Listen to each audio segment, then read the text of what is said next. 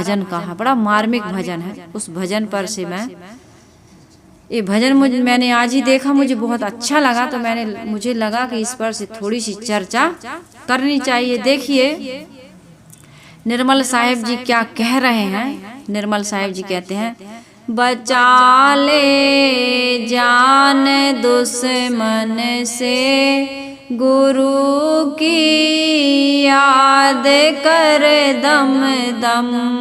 बचा ले जान दुश्मन से, गुरु की याद कर दम दम।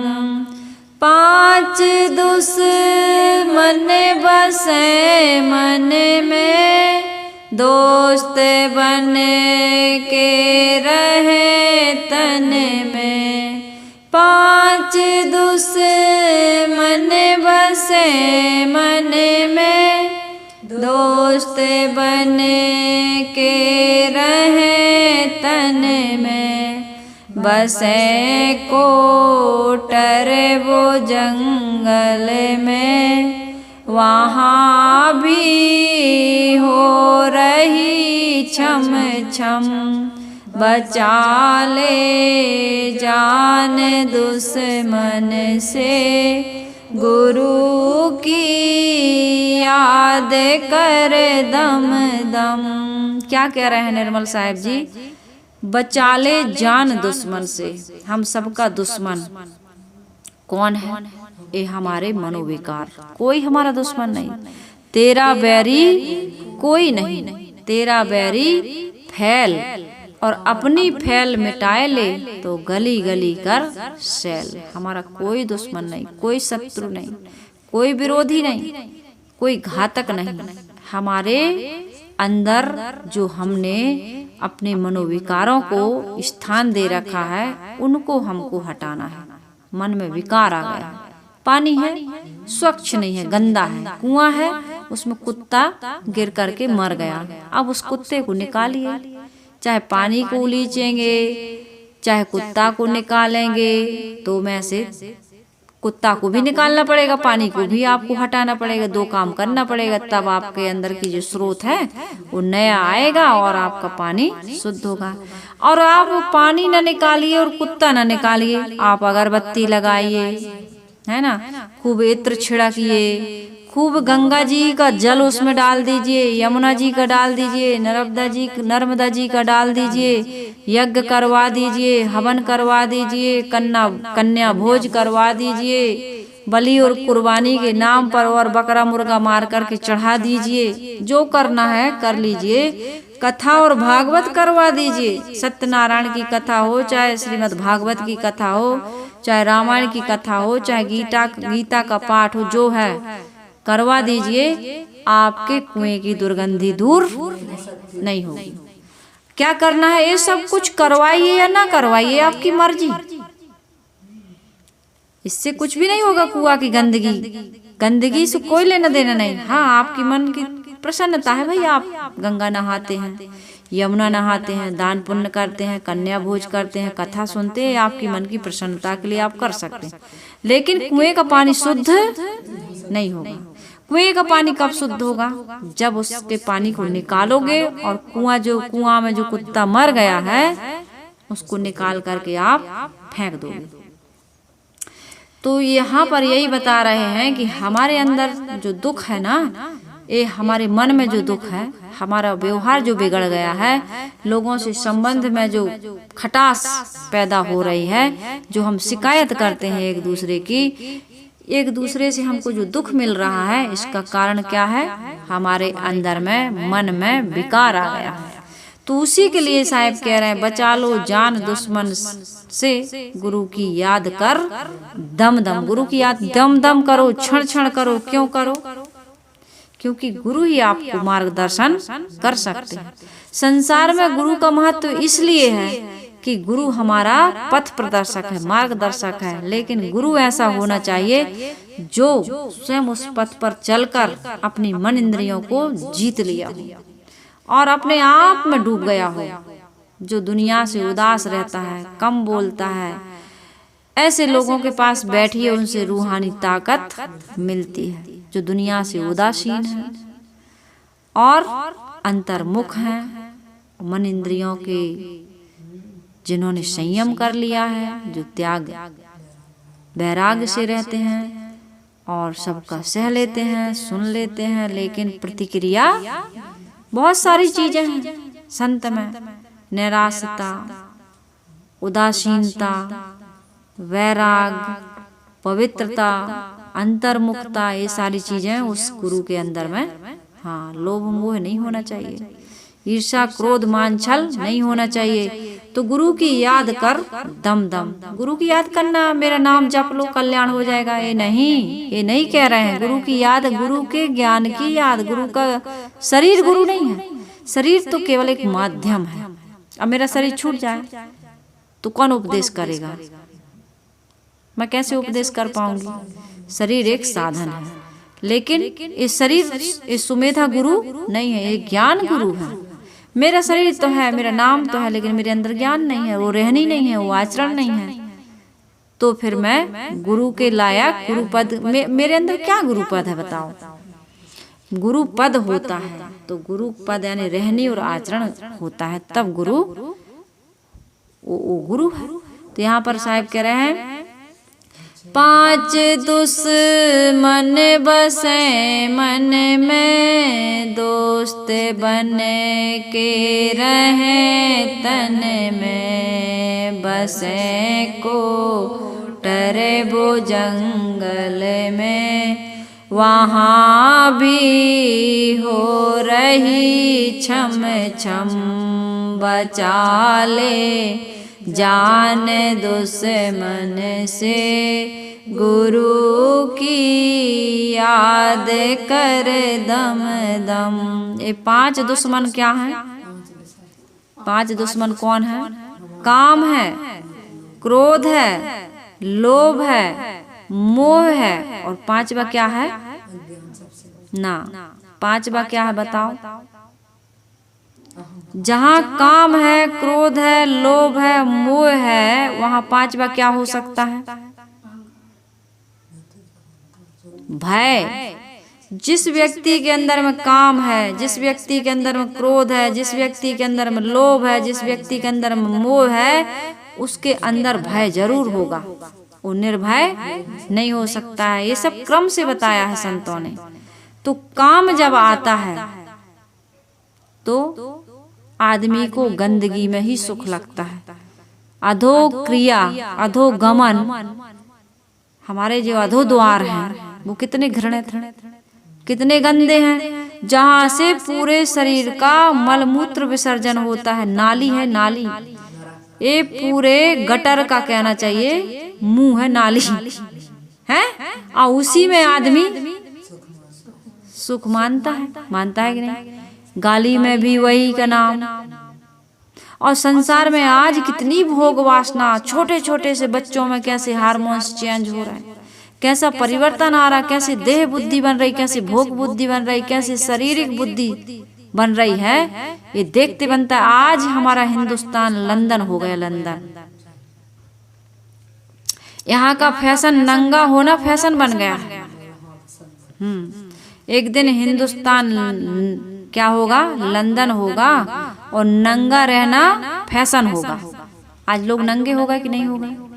कितनी वासना। अब इस वासना से आदमी को कितना दुख मिल रहा है। आज कितना समाज में माता पिता, मतलब मर्यादा भंग हो रही। शरीर और इंद्रियों का ढकना लोगों को अब पसंद नहीं आ रहा। कितने खराब कपड़े हो गए, अर्धनग्न हो गए कि नहीं हो गए? अर्धनग्न कहना भी कम है। और जिसमें स्त्रियों को क्या कहा जाता था? माँ सीता जैसी स्त्री, जिसको सती अनुसुईया जी ने वस्त्र दिए थे, है ना, और जो केवल एक पति की ही होके रहती थी, है ना, मन वाणी कर्म से वो अपने पति के अलावा किसी पर पुरुष का कभी उनके अंदर विचार नहीं आया, चिंतन नहीं आया, उसको भी रावण हर के ले गया। और जो व्यक्ति अपने जीवन में शील और मर्यादा को, संयम को नहीं रखेगा, अपने जीवन में जो अपनी मन इंद्रियों को पर कंट्रोल नहीं करेगा, उसको कितने रावण नोचने वाले हैं आज। वो रावण तो बेचारा सदाचारी था, जो सीता को हर के तो ले गया, लेकिन उसकी इच्छा के विरुद्ध उसने उसको महल में नहीं रखा, उसकी सुरक्षा में राक्षसनियां रखी। और कभी मिलने जाता था, मनाने जाता था तो मंदोदरी को तक लेके जाता था। ऐसी कथाओं में हमने पढ़ा है। आज का कोई रावण है ऐसा? आज का कोई रावण है ऐसा? और ना कोई लड़की ऐसी है। फिर क्या होगा परिणाम? जैसे राम ने सुपनखा की नाक कान काटे थे, आज तो राम ने मर्यादा बस काट लिए थे, मतलब उसका अपमान कर दिया था। आज लड़कियों की वो दशा हो रही है कि वो समाज में जिंदा ही नहीं रहती। बताइए, तो ऐसा नहीं है कि मैं जो कर रही हूँ और मुझे को मिलेगा उसका परिणाम। मैं यदि गलत बोलूंगी तो मेरा जीवन तो बिगड़ेगा ही बिगड़ेगा, लेकिन मेरे गलत वाणी से, व्यवहार से, विचार से दूसरे का भी जीवन, मैं दूसरे का भी बिगाड़ती हूँ। और मेरा जीवन यदि सुंदर बन जाएगा तो मेरी वाणी से, मेरे व्यवहार से, मेरे विचार से, मेरे आचरण से कितने लोगों का जीवन सुंदर बन जाएगा। इस पर कभी हम विचार नहीं करते। विचार करना चाहिए। मेरा जीवन केवल मेरा जीवन नहीं है, मेरे जीवन से कितने लोग प्रभावित होते हैं। ये केवल मैं व्यक्तिगत नहीं कह रही, मेरा जीवन मतलब मैं सभी के लिए कह रही हूँ। इसलिए हम सबको बहुत सोच समझ करके रहनी और आचरण या व्यवहार बनाना चाहिए, करना चाहिए। तो यहाँ साहिब कह रहे हैं काम। दूसरा आ गया क्रोध। क्रोध करने से कभी किसी का लाभ नहीं होता। क्रोध हमारी सुरक्षा के लिए है, किसी के कष्ट या पीड़ा पहुंचाने के लिए नहीं है। अपनी सुरक्षा के लिए क्रोध हम कर सकते हैं। हम किसी पर हाथ उठा सकते हैं, हम शस्त्र उठा सकते हैं। कृष्ण ने वचन दिया था कि शस्त्र नहीं उठाऊंगा, लेकिन रथ का पहिया लेके दौड़े थे महाभारत में कि नहीं दौड़े थे? कृष्ण के जैसे बनो। भीष्म पितामह ने तो प्रतिज्ञा कर ली थी, गांधारी ने पट्टी बांध ली थी। वहां पट्टी बांधने की जरूरत नहीं थी। एक हिसाब से मेरा सोचना है, तुम्हारा पति नहीं देख पा रहा तो तुम राज्य चलाओ, इसीलिए तो तुमको लेके तुमने वहीं पट्टी बांध ली। वो एक अलग पक्ष था। उन्होंने जिस भावना से बांधी है वो बहुत अच्छा। देखिए, हर चीज बुरी भी नहीं होती है, दो पहलू होते हैं। हर बात के, हर चीज के दो पहलू होते हैं। लेकिन यहाँ पर थोड़ा सा उनको विचार करना था।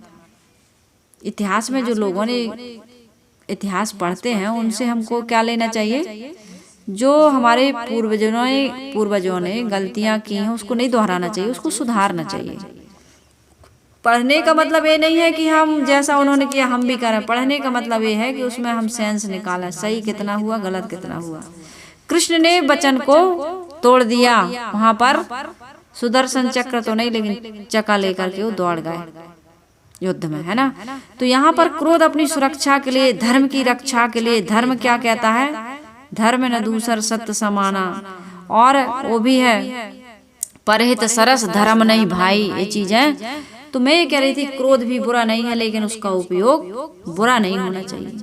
दूसरे को कष्ट पीड़ा पहुंचाने के लिए यदि हम क्रोध करते हैं, छीनने के लिए, लूटने के लिए, मारने के लिए, तो वो वाला क्रोध गलत है। लोभ भी गलत नहीं है। लोभ यदि हम लोभ करते हैं तो धन ही के लिए बस लोभ ना करें। धन के लिए लोभ इसलिए कि भाई हमारा जीवन निर्वाह है, लेकिन लोभ में आदमी जब पड़ जाता है तो उसका सुख चैन। अरे धन में सुख ढूंढने वालों, तुम धनवानों से पूछ लो, उन्हें चैन नहीं मिलता है भाई पल भर के व्यवहार में। जितना भी एक बंगला, दो बंगला, चार बंगला, मकान, दुकान, इसका इतना कमाते हो, कमाने के पीछे तुम विचार तो करो कि खाने तन की भूख तो तनक है, तृप्त पाव या शेर। मन की भूख तो अथाह है, तृप्त न पाए सुमेर।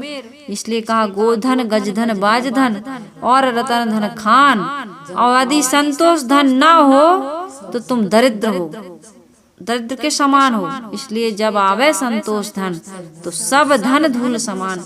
सब कुछ मिल जाता है, गोधन, गजधन, बाजधन, लेकिन संतोष का धन नहीं मिलता है। तो ये तुम्हारा धन, ये लोभ करना तुम्हारे लिए लोभ का गड्ढा कहते हैं ना, लोभ के गड्ढे में गिर गया आदमी। लोभ पर से कितनी कहानियां आप लोगों ने सुनी होंगी, सुनते रहते हैं। लोभ आदमी को कभी भी तृप्ति का, संतोष का अनुभव नहीं करने देता। जिसके पास जितना है, बैंक में है तो बैंक में ब्याज बढ़ता जा रहा है, प्लाट ले लेके रख दिए।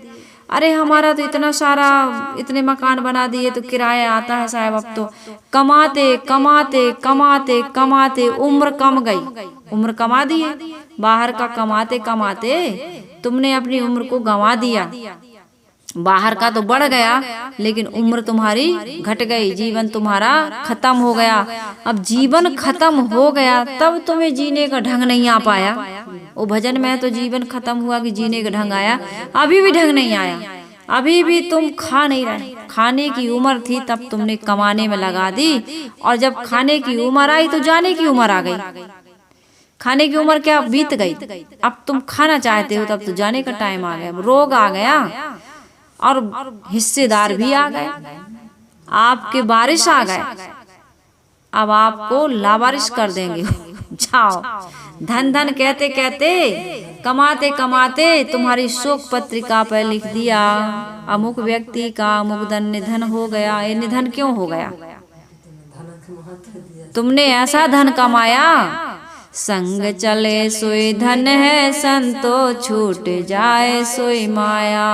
करो कयात करो तैयारी, ऐसे धन की जो नहीं हो ये पराया। संतो सो नहीं जो नहीं हो ये पराया।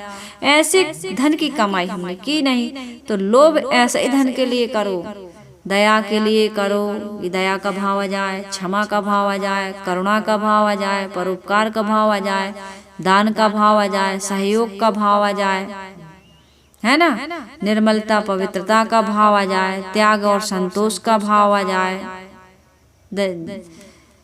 फकीरी का भाव आ जाए कि अब मुझे कुछ नहीं चाहिए। चाहते चाहते मैं चाह का चाकर हो गया, गुलाम बन गया, लेकिन मेरी चाहनाओं की पूर्ति नहीं हुई, अब मुझे कुछ नहीं चाहिए। तो यहाँ कह रहे हैं कि 5 दुश्मन बसे मन में, दोस्त बन करके रहें तन में। ये काम क्या कहता है हमको कि एक बार भोग लो, बड़ा आनंद आएगा। मित्र बन करके रह रहे हैं ना हमारे अंदर, दोस्त बन के रहें तन में। काम वासना सताती है तो कहते एक बार भोग लो, बड़ा आनंद आएगा, बड़ा आनंद आएगा। सारा दुख इसी से निकलता है। क्रोध आता है तो आदमी अपने पर संयम नहीं रख पाता है, कहता है क्रोध करके मैं इनको दबा दूंगा, डरा दूंगा, धमका दूंगा, छीन लूंगा, मार दूंगा, हत्या कर दूंगा। लेकिन अंत में तुम्हें क्या मिलता है? यदि जेल नहीं जाओगे तो मन के जेल में तो सड़ोगे ही। क्रोध करने वाला कभी भी प्रसन्न नहीं रह सकता है। नहीं तो करके देखते ही होगे आप, देख लेना क्या, आप तो करते ही होगे। और जब जब क्रोध करते हो तो कैसे लगता है, कितनी गिल्टी फील होती है अंदर से। अरे अपनी शांति बिना मतलब के भंग कर दी। लोभ करके, लोभ में कमाते कमाते कमाते, बूढ़ों से पूछ लो क्या हाल हो रहा है।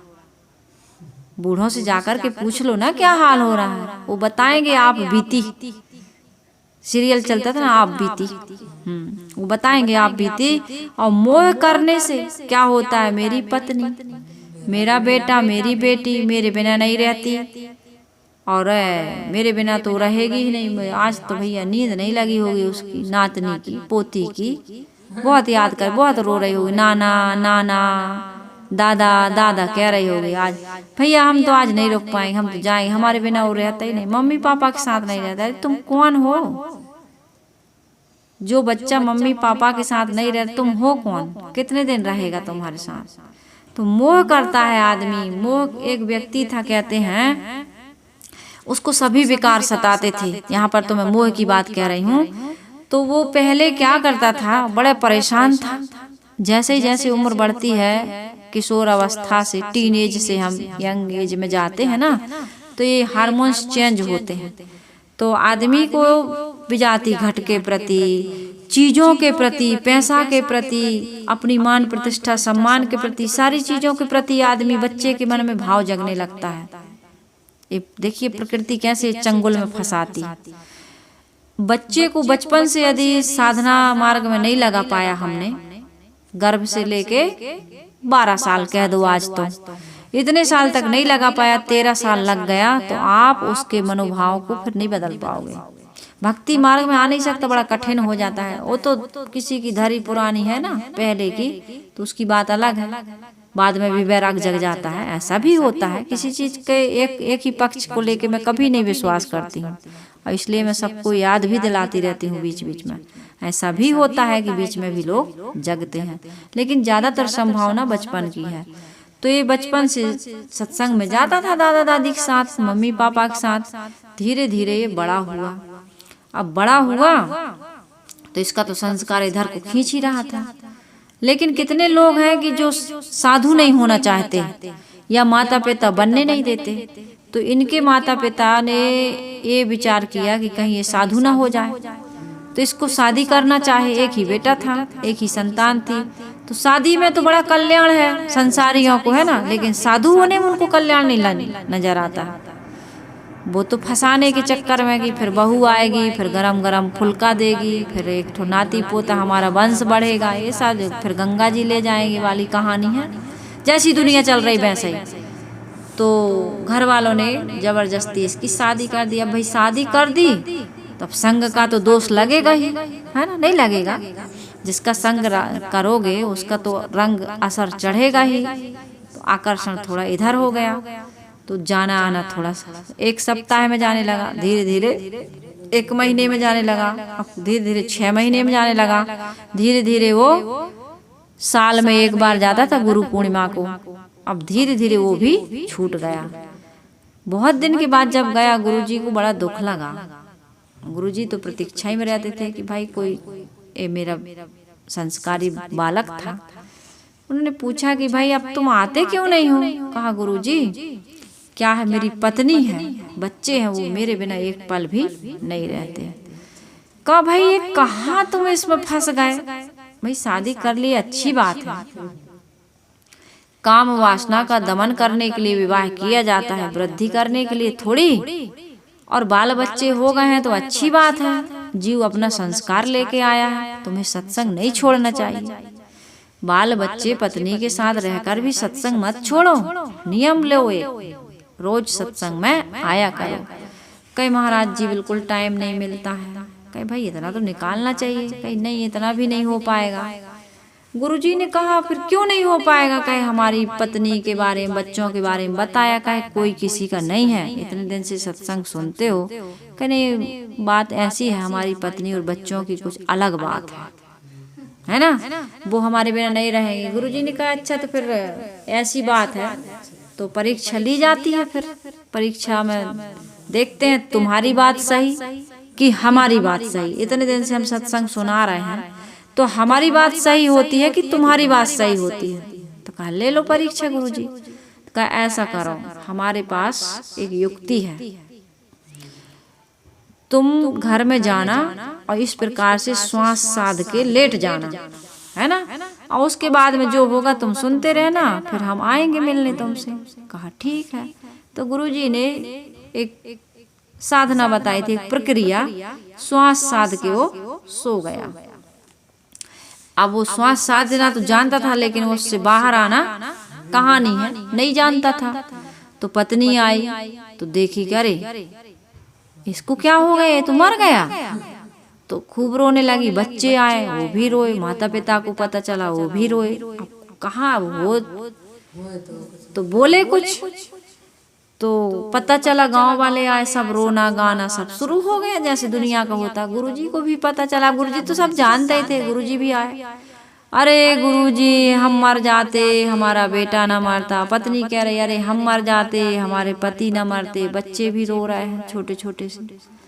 तो गुरुजी ने कहा भाई देखो हमारे पास एक ऐसी दवा है, जो पी लेगा वो मर जाएगा और ये जिंदा हो जाएंगे।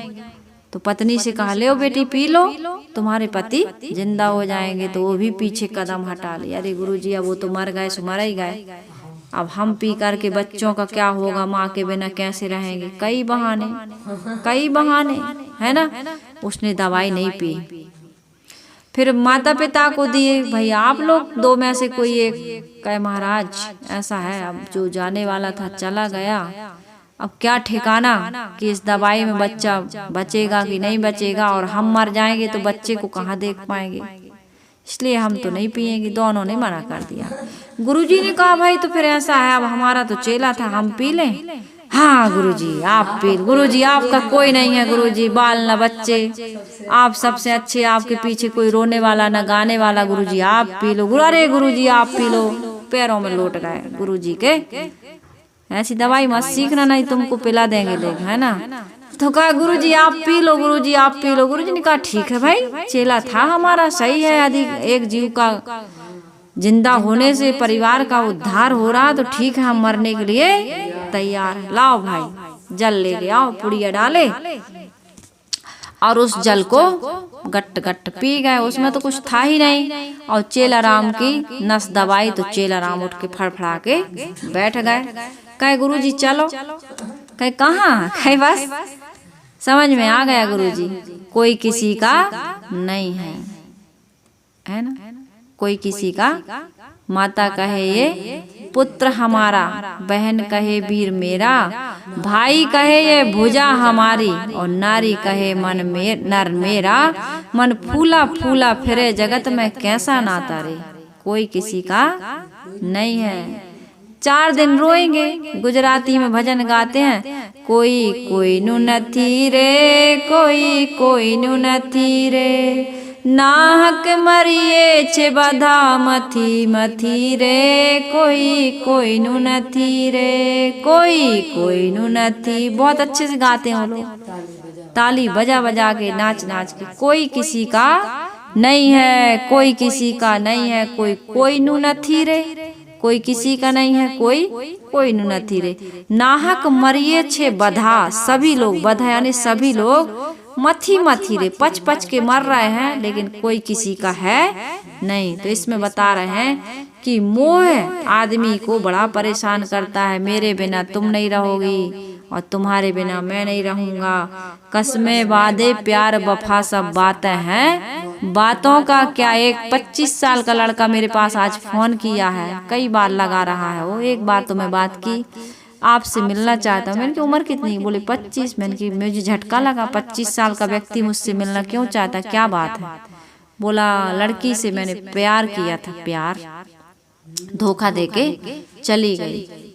तो मैंने कहा जल्दबाजी में कोई डिसीजन नहीं लिया करो, कहा मुझसे यही गलती हो गई, जल्दबाजी में मैंने डिसीजन ले लिया। मैंने कि अब डिसीजन मत लेना कुछ भी जल्दबाजी में। कितने लोग आत्महत्या का डिसीजन ले लेते हैं, कितने लोग बाबा बनूंगा ये डिसीजन ले लेते हैं, कितने लोग क्या क्या करते हैं। एक कुछ भी डिसीजन मत लो, ये संसार में कोई किसी का नहीं है। क्यों इतना रो रहे हो, तड़प रहे हो, चली गई तो चली गई, जब वो जा सकती है तो तुम उसको नहीं भुला सकते क्या। तो यही तो नहीं हो रहा है, नहीं हो रहा है तो करो, ये करना ही पड़ेगा, दूसरा कोई उपाय नहीं है। कोई तुम्हें छोड़ के चला गया, क्या करोगे, मर जाओगे उसके लिए, मर जाओगे तो मिलेगी वो या वो मिलेगा। एक तो ऐसा करो मत, और कर लिए हो तो दोबारा गलती मत करो। तुम्हारा कोई नहीं है, जीव तुम्हारा तू केवल है, और सभी धोखे हैं, सबसे मुड़कर निज स्वरूप में आ जाए चोखे हैं। तुम खुद से प्यार नहीं करते हो, दूसरे से प्यार करते हो। दिल लगाओगे तो दिल का दौड़ा पड़ेगा, दिल तो टूटेगा। और खूब सैड सॉन्ग गाते हो, विरह गीत गाते हो, शराब पीते हो भुलाने के लिए, लेकिन वो भूलता उलता नहीं है, जीवन बर्बाद हो जाता है। ना कोई ड्रग्स लो, स्मोकिंग वगैरह कुछ भी, नशा पत्ती कुछ भी ना करो। अरे एक नशा चढ़ा था, उसने झटका मार के उतारा है, अब समझ जाओ, संभल जाओ, और इस प्रकार का बढ़िया से सुंदर जीवन जियो, सुवस्था का जीवन। कितना बढ़िया जीवन, तुम कितने परवश होते जा रहे हो। अब ये बातें लोगों को समझ में आती नहीं है। तो मैं ये कह रही थी कि काम क्रोध लोभ मोह और भय, इन्हीं से भय आता है। ये 5 शत्रु हमारे मन में बसते हैं और मित्र बनकर के शरीर में रहते हैं। हम सुख देंगे, सुख देंगे, ये सुख नहीं देते। सुख की थोड़ी सी एक मदिरा है, जिसको पी पी करके बार बार भोग करके, यदि सुख होता तो एक ही बार मिल जाता, बार बार भोगने की जरूरत ना पड़ती। कितना रात दिन कमा रहे हो, पेटी भर गई, लेकिन पेट भी भर गया, पेटी भी भर गई, मन नहीं भरा। बड़ी सिंधुक। अब यहाँ भारत में नहीं, आपके विदेश की बैंक में पैसा जमा करेंगे। ये सब है, क्या करोगे? ये तो अच्छा है कि अचानक मरने की ये प्रकृति में नियम है। अचानक नहीं मरोगे तो 100 साल नहीं तो कितने साल, 120, 30, 50 साल, 150 साल जियोगे, लेकिन कुछ खा पी नहीं पाओगे, जीते रहोगे। अब वही सांप बना महलन दही फेरी, वही काम करोगे। टीकाराम वाली कहानी मैंने जो बताई है ना, टीकाराम बन जाओगे। फिर क्या, टीकाराम जो सांप बना था, है ना, यही बनोगे तो तुम्हें फिर भय में जीना पड़ेगा। अब बता रहे हैं बसें कोटर वो जंगल में, वहां भी हो रही छम छम। आदमी पेड़ की खोल में जा कर के बैठ जाता है, जंगल में निवास करने लगता है, वहां भी ये मन के शत्रु तुम्हारे साथ ही जाएंगे। इसलिए क्या करो, मन को बढ़िया बनाओ, मन को सुबस मन वाला बनाओ, सुंदर मन वाला बनाओ और शांत प्रसन्न मन वाला बनाओ। सबसे बड़ी चीज तो है सुबस बनो। सुबस होते ही और निर्मल होते ही तुम्हारी शांति